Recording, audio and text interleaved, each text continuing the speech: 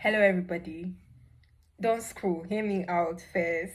Yes, I posted my movie in vlog, and people were like fascinated with how I could arrange it the way I did, how I got such a big space for the amount I said I got it, and how the house looks so nice. So I want to help you out. Yes. So I want to tell you 10 things you need to know before you get your own space. And I say this from the place of even people that are starting life.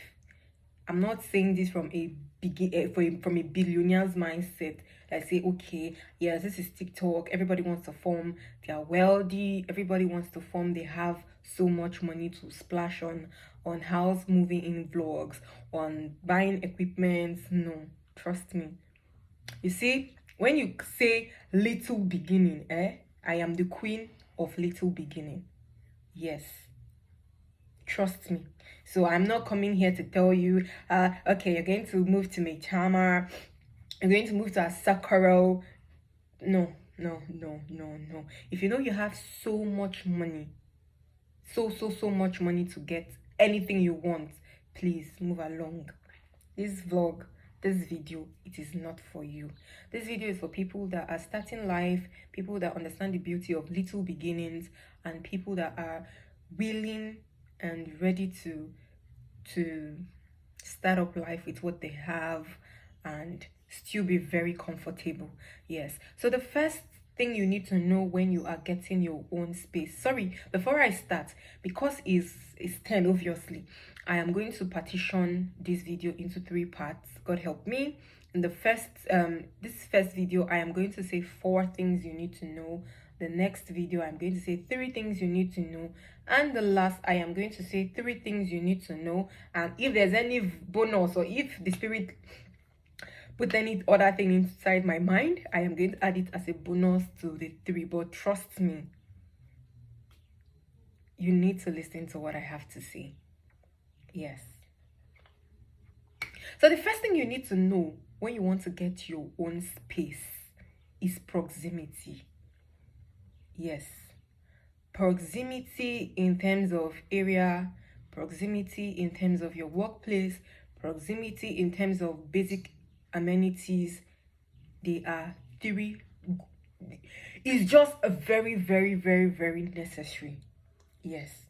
You don't have to live in Maitama. I stay in Abuja. You don't have to live in Maitama to enjoy life. We all know how much houses in Maitama are. And you don't have to live in Wuse. But now, hear me out. I see people that that work at Wuse. Every day they go to meet, every day they move to their house at Suleja, Nasarawa, and Suleja, Nasarawa, Maraba Yanya. And if you check, there are some of them, their salaries is just like, let's just say their salary is 100,000 naira. Let's just see. And their house rent, because it's even houses in Maraba is not even cheap anymore. Houses are not even cheap. Let's say you pay 150 for a room and parlor and all that, or a self-contained in this area, and you come to work to Wuse every day. Why not you, in a year, calculate your transport, add it up to your previous rent, and use that money to come find something closer to town? I don't know if I'm making sense. Do you understand what I'm saying? At times, these people spend an average of 1,000 naira, 700 naira to come to work every day. 700 in 10 days is 7,000. In 21 days is 700 in 10 days is 7,000. In 21 days, that is roughly like 14,700. Now times it by how many times you have to go to work. Add it up to your rent. Gather that money. Come and look for house closer. Their houses in, why I love Abuja is that every place that looks like an urban area have a rural area. Hear me out. 4 minutes is even gone and I have not even started. What do I mean?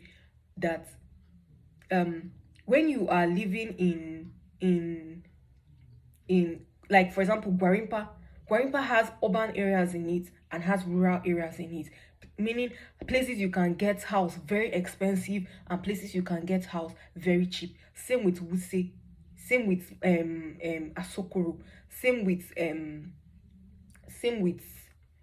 Mitama. Don't stay in areas that everybody sakpa. I feel like it messed up your mindset. You hear people say, sakpa, they rough handle me today. If I just see Gary. If you are a progressing young person, you don't need such people in your life. Don't feel bad when you want to make decisions that are good for you. Don't feel bad when you feel like you have to detach from people that stalls your progress. You can't drag everybody along with you, like, no, it's not my guy, not my G. But if you're having mediocre friends or mediocre neighbors, I'm telling you the truth. Even when you even discuss your next big step with them, they'll you cannot start this business now.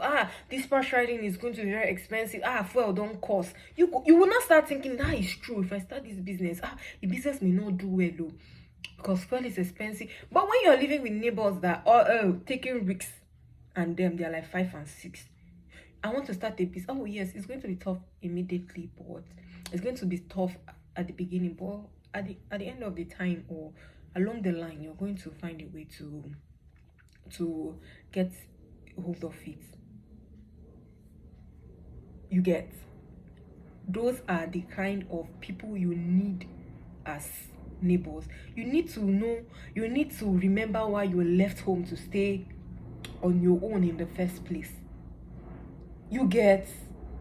So the next one I am going to be talking about, the biggest scam, the biggest scam of house hunting is agents telling you what is your budget. I call it the budget scam. You see some of these agents in Abuja, they are thieves. They are criminals. Now, let me tell you how they do this budget scam. They will ask you, what is your budget? Uninnocently, for example, if your budget, for example, is to get a 1-bedroom flat, is, let's say, 800,000 naira. And because they have connections, they are going to source for houses. Even when they see houses, and you know one thing, when you're getting a house, you tell the agent your specifications. Like, I want a house that is styled. Like when I was getting my house, I was so particular on getting a house that the kitchen and the bathroom is tiled to the roof and the house had POP. And their compound doesn't have plenty houses, like plenty tenants. Why? Because this is my specification. I didn't want mold growing on the remaining part of my kitchen because of how kitchen needs to be dampy and all that. This is my specification. When these agents see that this house, they see another house that is exactly your specification but cheaper, these people will not tell you. Only a few will tell you, oh, I saw another house, you may like it, but it's 600, it's really nice, come look it out. Some of them will carry you to that house that is 600, liaise with the landlord or the landlady of the house and say, the house is 600, but she says she has 800. If you can tell her maybe the house is 800, or maybe she will pay, then we know how to. Some tamboroba. Some thieves as landlords, greedy landlords, will agree to what the agent is saying. They will collect your money. They would share it. And when you're supposed to be living in a cheap house of 600, you find out that you're living in a house of 800. The place I came from before I got my house, We were all paying different rent. Ask this person, how much is your house? They say, we're all paying different rents. It was so annoying. It was so annoying. And if you find out, the end of the day is that the landlord will not want to reduce your own. Please, it's either you stay or you pay or you pack and go pronto. And the landlord is going to use the opportunity to leave the rent that way or increase it. Like, after all, you paid the first time. Why can't you pay it the second time? Do you understand? So that is whenever you ever want to, when they tell you, tell me your budget. If your honest initial budget is, let's say, for a self-contained is like 200, your honest initial budget is 200, and they tell you, what is your budget? You tell them maybe something around 150. If they cannot get you, there are some agents that are thieves, literally. They just like high rent so that they get that, they collect 10% of the agency fee. They'll be like, if I collect 10% of this, nah, there's no money there. It's better you just let go of those greedy ones, because trust me, if I should tell you how much I spent on agency fee, how much I spent on getting the first one, and how much I spent on agency fee, on inspection fee, getting this house, you can even give up if you don't have mind, or if you don't want to get your own place. Do you get? So the next one is, always make sure you talk to the previous tenants or the tenants that are there. Don't make that mistake. You go to a fine house, you see there are vacancies. Ask questions. Ask questions. Ask, why did the person move out? How is the house? How is the light? How is the area? Agents will not tell you. Agents want to collect their money and move on to the next customer. Landlord will not tell you, because landlord wants to collect his rent. But you see the previous tenants that are angry with the landlord, the previous tenants that are angry with the situation of the house. We want to tell you, because they don't want you to experience, that is, even those that have the fear of God, they don't want you to experience what they are experiencing. And when they have a nonchalant landlord, they will want to spoil things for him. It is very important to ask questions. Why did this person move out? Why did this person why is this place like this? How is the security? How is the light? How is the water? When I wanted to move out to this my present place, my security man at that time, he's a Muslim and they were fasting. I told him, oh yeah, you are fasting and you're not supposed to lie. Oh yeah, on a scale of 1 to 10, how is the light here? He gave me the ratings, and I asked my neighbor, what's up? How is this place? He was very honest, and trust me, I have not regretted since I packed into this place. You have no idea. But some people are so nonchalant. They just, pay. I'm looking for a house. Pay. When you enter, you go to see Shege Pro Max, Shege Banza, Shege Pro Banza. And you know the funny part of all these things? One, some houses you're not allowed to sublet it. For you to say, okay, maybe let me look for another person to enter and collect my money and go. Some houses you're not allowed to sublet. So you will stay till your money finish, and that is 1 year. Trust me, 365 days is too much to stay in a house that is witch hunting you. You would not want to try it. Do you get? Then the next thing I am going to say is, the next point is, always read your tenancy agreement. Always read your tenancy agreement thoroughly. And if you have a friend that is a barrister, a lawyer, someone that has common sense, please give it to them to read. You don't want to enter house that the owner has a a lawyer has the house is actually handed over to a lawyer, trust me, you will lose out. Read. If you don't agree to the terms and conditions of the house, Nebiko, carry your things and go. You get? If they tell you you're locking the gates, for example, by 10, and you're not okay with it, you carry your bag and go. Don't go and sign, say yes, I agree, I'll sign. And you know that you are a night crawler. 11, you're not even at the house. Don't come and inconvenience others. They will throw you out. The way they will throw you out to the street with your rent, even still remaining. You will go and call lawyer. In the court, they will bring that tenancy agreement you signed. Is this not your signature? So don't know what you are doing before you start it too. Don't go and start what you know you cannot finish. Always read your tenancy agreement. It is going to help. If you know it's something you can do, talk. If you know it's something you cannot do, don't stress anybody. Don't put the other tenants at risk. Don't put the landlord property at risk. Don't put yourself at risk. If you know you read, you cannot do it. Carry your bags and go. When other civil person comes and feel like, okay, I agree to the terms and conditions of this thing, they stay. Do you understand? Thank you. Now, the last one for this part is always check all the fittings before you pay. If you did not, you go repair house for landlord.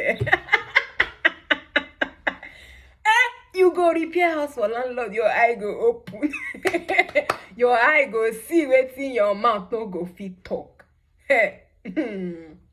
Some houses have caution deposit here, which is nice. Houses with caution deposit always come properly maintained. Like mine came with caution deposit, and oh Lord, I have the sweetest landlady ever anybody can ask for. I have the sweetest landlady ever anybody can ask for. This house came, trust me. Anything I changed is because probably it doesn't suit my style. But this house came. But you see the former house I'm coming from. Anyways, if you don't check your plumbing job, your electrical job, if for example, if you pay a rent of 250 before you leave that house, you may have used like 150 or 200 to repair. And when you're moving out, guess what? You're going to go empty-handed. You see that you've helped landlord and repair house. When another person is coming, he'll come and, oh, nice. Guess how much you're going to collect for the next rent? Probably 300 or 350. Because you don't help them repairing house to test. So you check all these fittings. You calculate, your light, you check the electrical, this thing is not good. You do this, is not good. You do that, is not good. I'm going to tell landlord, if landlord is lackadaisical towards maintenance of his house, what are you going to do?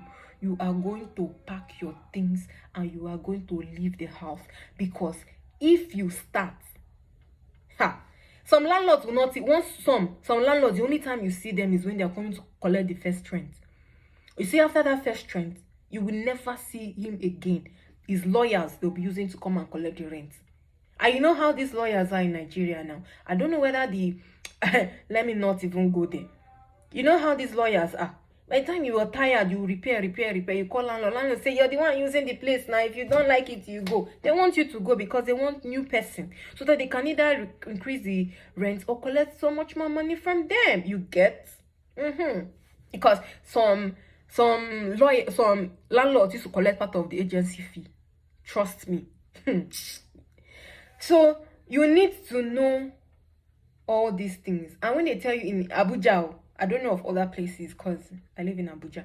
When they tell you how much is the house, they say, oh, the house is 150. That's the basic rent. Ask other this thing. Some comes with caution fee, agent fee, legal fee. Some you get. So by the time the initial house may be like 150, but at the end the total package will be like let's say 300, or depends, you ask. And you need to know all these things because it's very necessary to start what you can finish. So I'm going to just drop this one for the part one. If you want to see the next one, please you like, you follow, and you comment if there's anything you feel like I should add, or if there's any discussion you want us or you want me to make next. Please do like, follow, and comment for more. Thank you.